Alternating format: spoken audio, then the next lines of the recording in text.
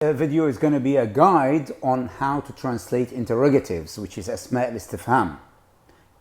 Translating them from Arabic into English, of course.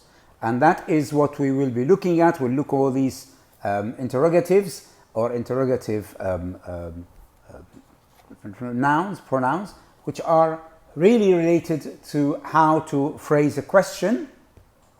And we will have a look at some of these examples that can help those who are interested in translating from Arabic into English. It is more challenging for those who are Arabic-speaking translators, who are native speakers of Arabic and are translating into English, because you need to be competent in English as well and have good command of English as well. So you cannot really, these particular videos into English are really for those who need to know a little bit more of how to translate into English. Let's have a look at some of the examples and see how they need to be translated into. As you can see here, some of these examples. أي رجل جاء, which man came. أي كتاب قرأت, which book did you read or you read. You can say, did you read, really? Which book did you read? And then, of course, this is just to make it a little bit more clear. Which book did you read here? We need to say did, actually. In this one here, which book did you read? So, and then من جاء, who came. من رأيت اليوم, who did you see today? I'm just going to move a little bit slower. من رأيت اليوم, who did you see today? أبو من هذا, whose father is this? Whose father is this? ما هذا, what's this? ما فعلت اليوم, what did you do today? لما فعلت هذا, why did you do this? بما تحفر البئر, with what do you drill the well? And the bore, you can say bore as well. There's another word for bi'r, which is bore, B-O-R-E. This is, it's usually bore is used mostly in oil field or in petroleum translation. They use the word bore, B-O-R-E. But this one here, the well, if it is a domestic well. Or what did you or do you drill the well with? More examples. عما تسأل, what are you asking about? Or about what are you asking? You can use either. What are you asking about? And then ماذا, here's another. ماذا في يدك, what's in your hand? أين ذهب زيد, where did زيد go? متى جاء علي, when did Ali come? متى السفر, when do you travel? You see, متى السفر, when are you traveling, or when do you travel? متى السفر, when you ask somebody. When do you travel? أيان تسافر, when will you travel? This is أيان تسافر. كيف أنت, how are you? كيف جئت, how did you arrive? And then you can go for the word كم, which is another interrogative. كم مالك, كم مالك, how much money do you have? كم طالبا حضر, how many students were present or attended? كم ساعة قرأت, how many hours did you read? كم ميلا سرت, how many miles did you walk? كم ضربة ضربته, how many punches did you hit him? كم كتابا قرأت, how many books did you read?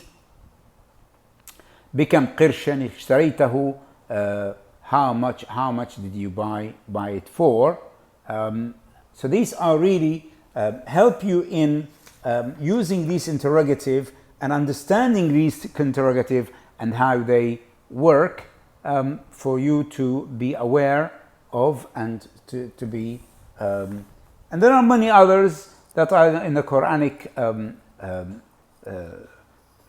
tradition, if you like, or in Quranic text, and that is عَمَّ يَتَسَاءَلُونَ, and then you have what, and or concerning what, what are they disputing, for example, and then what are they asking about. This is about the what.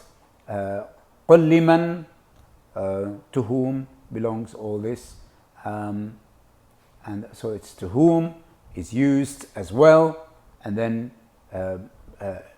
again, كيف خلقت, how rain clouds are formed, and